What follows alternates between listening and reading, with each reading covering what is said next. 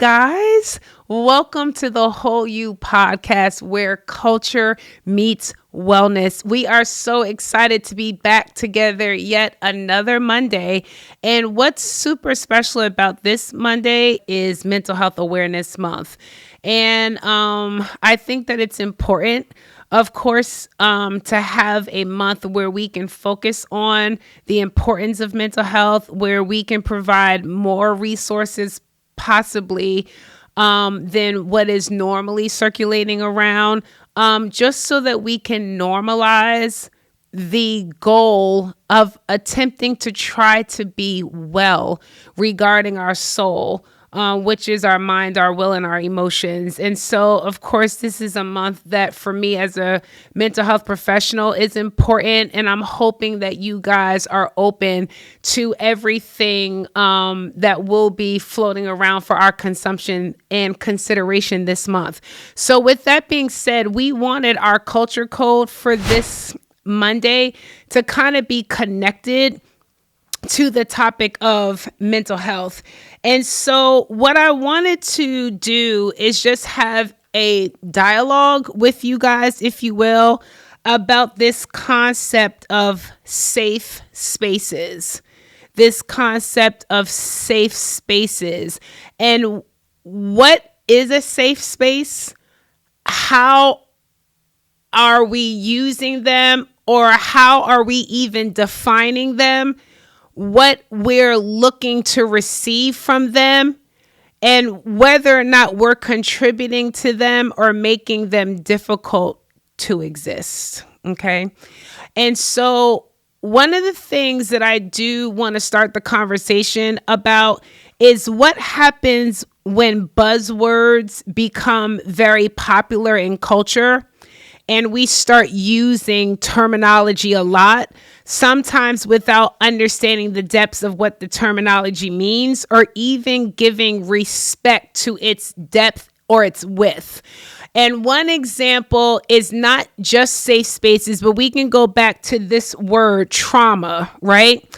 Now, remember, historically, mental health things and challenges was not something that was talked about. It was something that was very hush hush.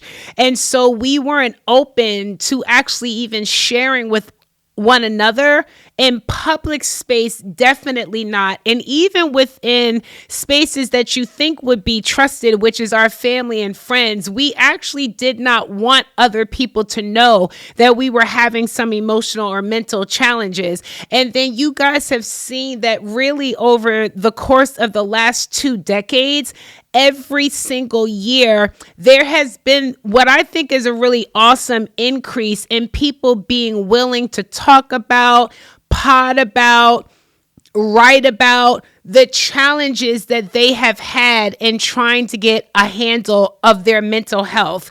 And I think that that is a very positive thing. One of the things that happens with that, though, is that sometimes we start using words, or I am going to take a leap to say throwing words around. And what happens is that if we use the words too casually, it will start to lose its power and its potency. And so we have to be careful not labeling everything as trauma, because trauma is a very large word. It's a very heavy word. It's a very nuanced word. And sometimes we have upset, we have frustrations, we have irritations, but they may not necessarily rise to a level that would be seen as traumatic. Now, one of the things that I often say when I speak at different places is that when it comes to the area of grief and loss, I think that that's a particular canopy where we don't really have the privilege of dictating to people the significance of how they see a loss that they have experienced. But at the same token, I think that we have to be careful to not magnify a situation to a certain level with the thought that then it will be accepted by people in culture, or then someone will pay attention to the significance of it. When in actuality, all of our feelings deserve respect and deserve attention, but we definitely don't want to get to the point where, again, we're just throwing things around casually or haphazardly without realizing even what that can do as a trigger for other people that have experienced like literal trauma. Okay. The other thing that I want to talk about now, in reference to trauma being a word that is used often, is this concept of what it means for a space to be a safe space.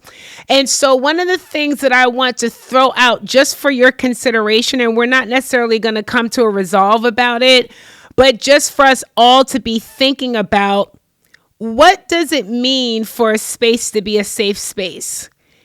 Is that a space where I feel freedom and liberty to talk about the challenges or the pains that I've experienced? Is it a safe space for me to do that? Is it safe because there are other people in that space that share my same pain point? And so is it a safe space because we're all speaking the same pain language? So then does it become like an echo chamber where we're all echoing the same thing? And so now I'm not being judged for the articulation of my pain because there are other people present within this space that understand and can resonate with what I'm saying. Is that what makes it safe? Or, just for consideration, is a safe space a place where there are people in that space that are healthy, or that the majority of the people in the space are healthy? And then the question is, who is the one to dictate whether that is so? Or is a safe space a place where I can go now that I am well? Because one of the things that I think that we need more of is dialogue, conversation, and testimonies of people that have gotten on the other side of something. Because what happens, family, is that if you're not careful, you will unconsciously become almost addicted to being unwell.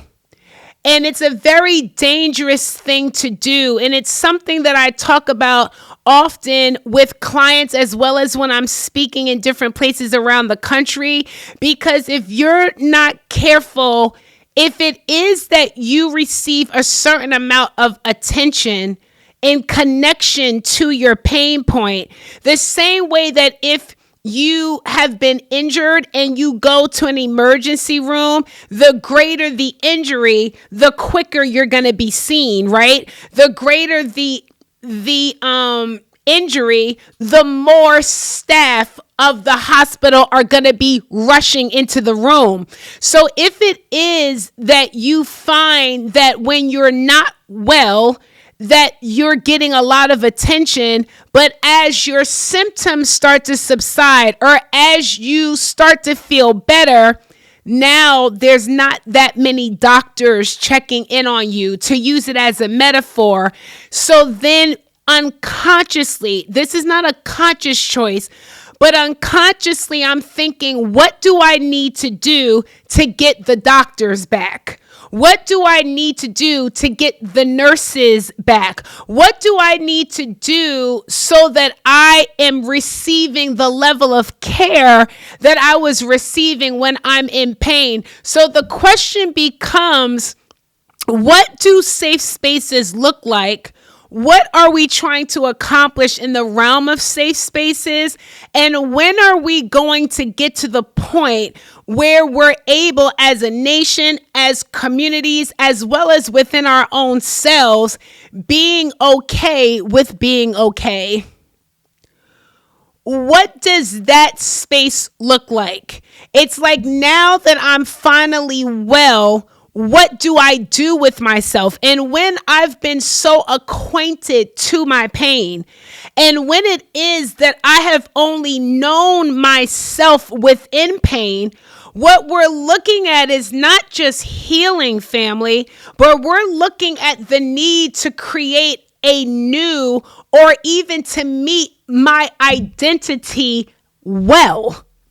I don't actually know how I move well because I've been in such survival mode this entire time that I don't know what it looks like for me to be well.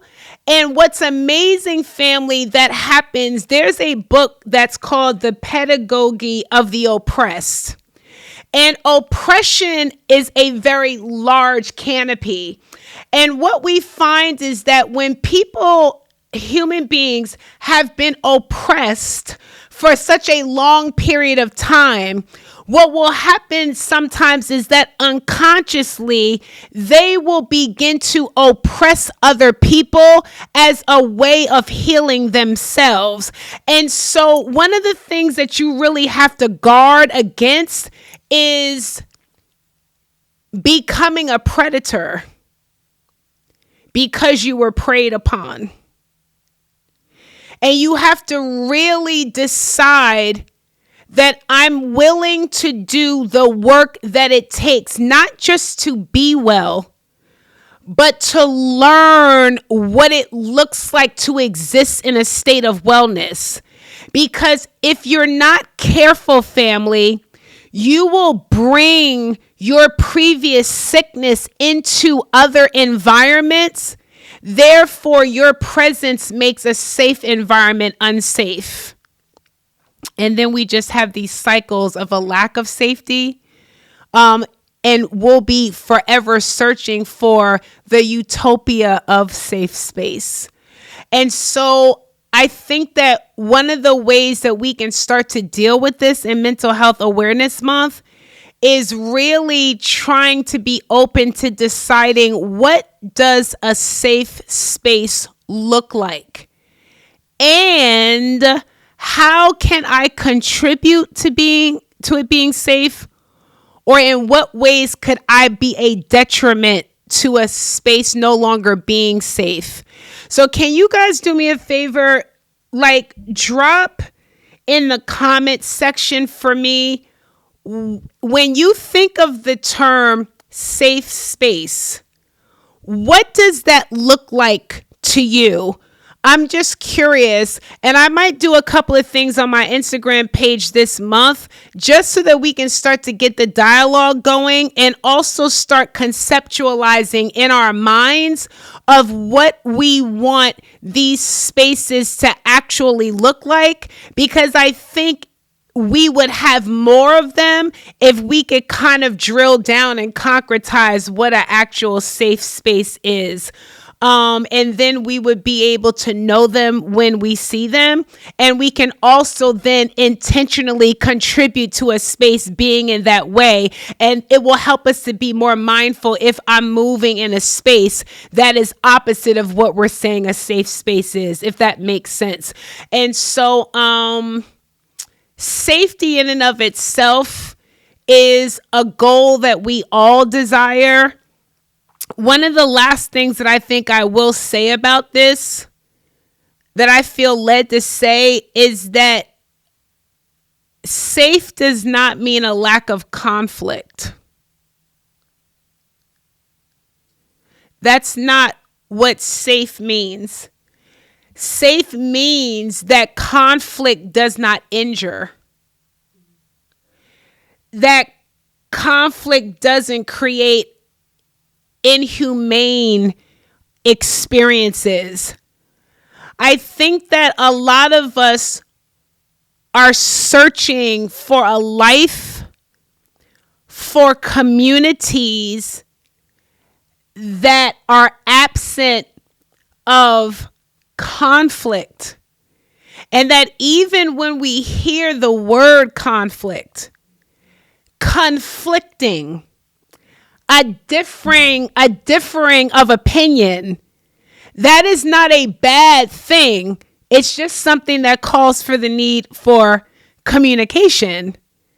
But I think the safety that we're looking for cannot be found in laziness. And that one of the things that we're going to have to do as a nation, as a community, in our own souls, so that we can be mentally healthy, emotionally healthy, is be able and willing to do the work that it takes to be able to manage the vicissitudes of life in a way that is optimal, respectful, thoughtful, and empathetic. Not being naive enough to think that in a fallen world, we will not have fallen experiences. Okay? Emotional and mental health demands maturity. Let me say that again. Mental and emotional health demands maturity. And so here we go with the reframe again. Let's just be mindful and do the work to make sure that we know what we're looking for. We know what we're desiring. And we also know how we are or are not contributing thereof. So we have a lot of work to do. But what I am super excited about is in whatever way it's being talked about, it's being talked about. So while we try to figure it out, I'm just glad that these things have finally come to the light and that we feel a freedom to talk about that which hurts us, because the light is the only thing that's going to get us to the point of true healing. So happy Mental Health Awareness Month to everyone that's watching. Okay, so that was our culture code for today. So you guys know what time it is. It is Ask Dr. K, right? And so remember, this is my first time hearing this question, so we are going to answer it on the spot. So the question is, what's the difference between venting and processing? This is very good. And how can we tell which one we're doing? This is so good. The first thing I want to say is who you're doing it with is what determines first which one you're doing. So as I say sometimes, let's cut the crap. I love when I say that too. It's funny. Let's cut the crap. And when I say let's cut the crap, what I'm saying is you know very well what your intention was when you chose the person that you wanted to have the conversation with. You knew whether that person was a venting or whether that person was a processing. Let's cut the crap. Okay?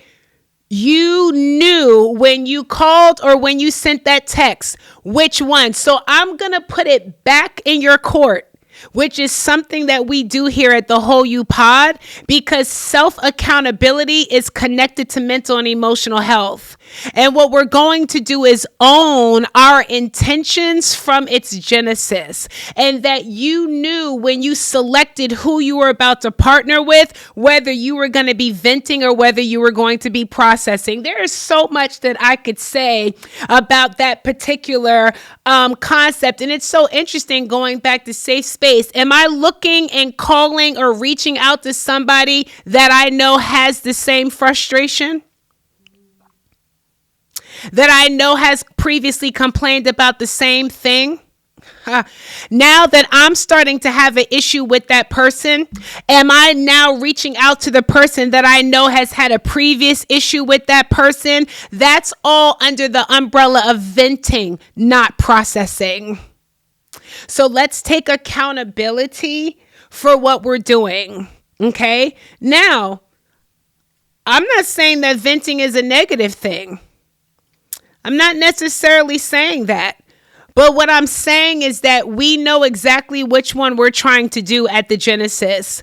Number two, when you're processing something, one, you're looking for someone to reach out to who is wiser than you are. Not older, but wiser. Wiser meaning they have some positive experience in this area that they have shown themselves to have used wisdom in this particular area in the past, that this is a scenario that they have had a couple of dances in. And so they can give me multiple perspectives and help me to see the scenario from a different angle. Giving me a different angle gives me some additional information to process. I also want, if I'm processing it, to talk to somebody who has a bend towards positivity, that has a bend towards optimism, that has a bend towards being solution focused. And I also, in processing, am going to watch this, choose a person that doesn't have a dog in the fight. I'm getting excited because this is a wonderful question. That is the difference between venting versus processing. And it matters which one you do. Venting will get it off of you, while processing will get you through it.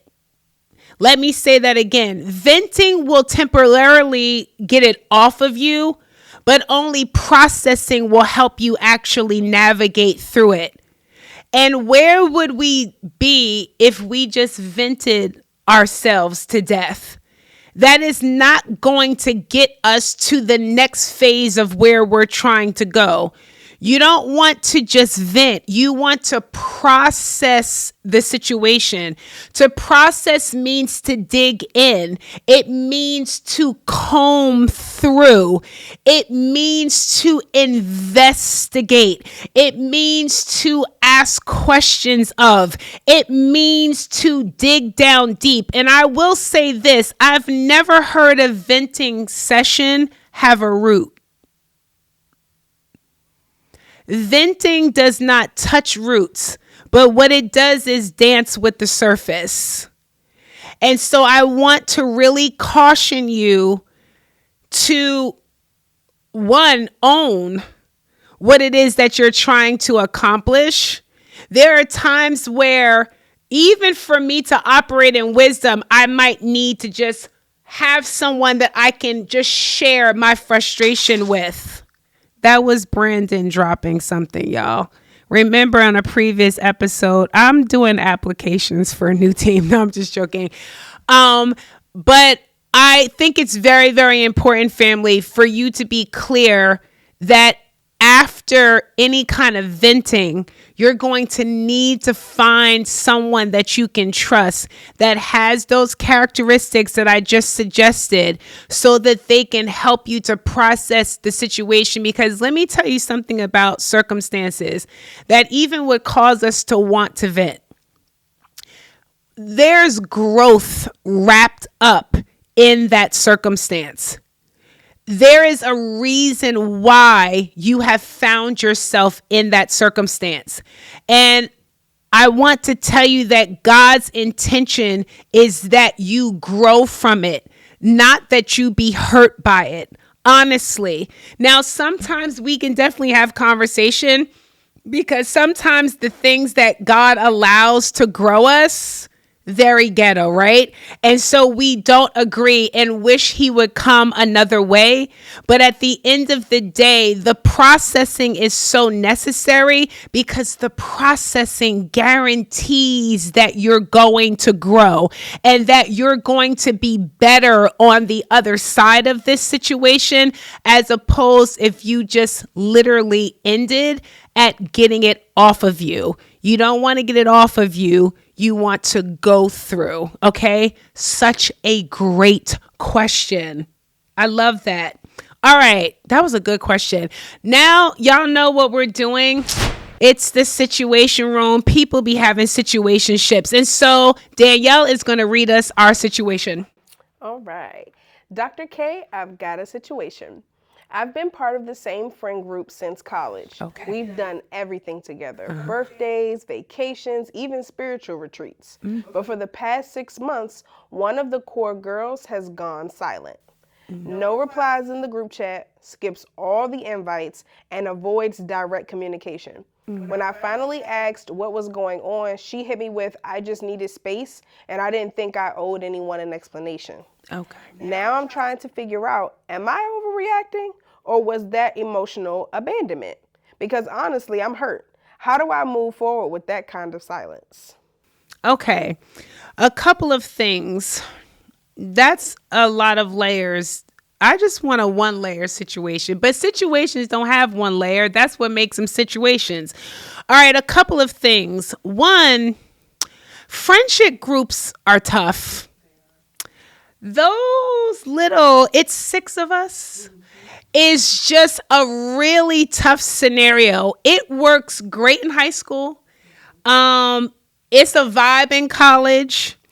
But when you start to move into the nuances of adulthood, where you start to see people within the group having different experiences life-wise. For example, some now are married.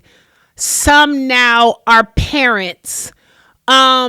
Some have now moved out of state, where if we all lived in the same city, makes it a little bit more convenient to get up with each other, that type of thing. Life starting to become full can impact the ability for the friendship circle to remain as it might have been at its genesis. And one of the things that we need to do is leave space for that. It takes a lot to maintain friendships for multiple decades.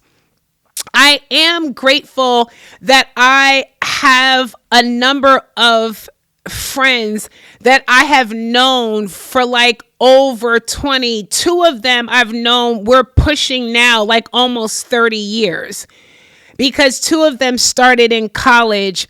But those relationships have been maintained because of grace and because of allowing what we knew of the relationship to shift without taking anything about that personal. That, again, when we're running together and everybody's single, it's different. When we don't have the pressures of financial responsibility, it's different. Like, bro, when you first start out in a social circle, if the social circle starts in high school, that is fun town. Like, no one has any bills at all. And when you're in college, you still, depending on what your parents are able to do, you don't have a lot of financial responsibilities. So the amount of relaxation, the amount of stress is so minimal that everything is carefree. But when life starts happening, your focus changes. What you have to give your attention to changes. And when people are working full-time jobs, family, and then when you think about it, they come home and now they have to give their attention to their spouse or have to give their attention to their children, checking on how their day was, helping them with their homework. By the time they get any time to themselves, they're just trying to have a moment of quiet. They don't have necessarily the space to call and talk to you that night. They don't have the hours, not that they don't have the desire. And so it's very important to know that people will go through ebbs and flows. In addition to that, people go through challenging seasons. They might be experiencing a down season, some losses, depression. And while they might have shared that with the group in previous times, they may not necessarily feel comfortable doing that now. If that's the case, you have to know that they have the right to shift how they're moving within this social circle. One of the things that I was going to suggest, but then I realized I didn't have to because the person that had the situation said something important. They said, when I talk to the person and I ask them, and that's what I was going to suggest, that you not leave it without knowing that if you see a change in somebody and you care about them, it's good to check in with them at least once or twice to see what could be going on. But after that, you have to allow them the autonomy to decide how they want to show up in this space. And you have to guard your own thoughts and emotions so that you don't take that as a personal attack. Because family, sometimes people are dealing with things and it has nothing to do with you. It doesn't have anything to do with you, how they view you, what they feel about you. But they could be drowning in a particular season, just literally trying to survive in a particular season. So one of the things that you can do is this. You can always, what I call, keep the light on, which is that because I don't know what's going on, I have attempted to try to extend myself. In this particular season, you're not able to exchange that with me. I'm going to keep moving forward. But because, again, the emotional health piece is that I'm not upset, that I'm not taking it as a personal attack because I'm trying to stay in a healthy place. And that if the person wants to circle back around, I will keep the light on for them to do that. Now, does that mean that we won't need to have a conversation when they circle back? Of course.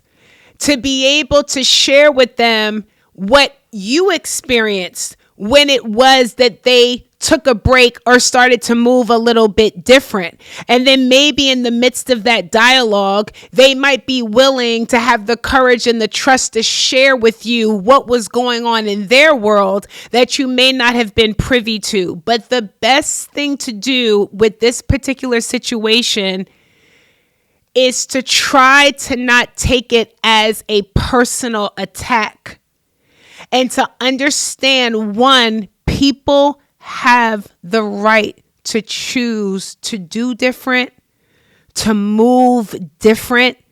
They don't have to be at the mercy of the way things used to be or the mercy of even being in this friendship circle in the way they always have.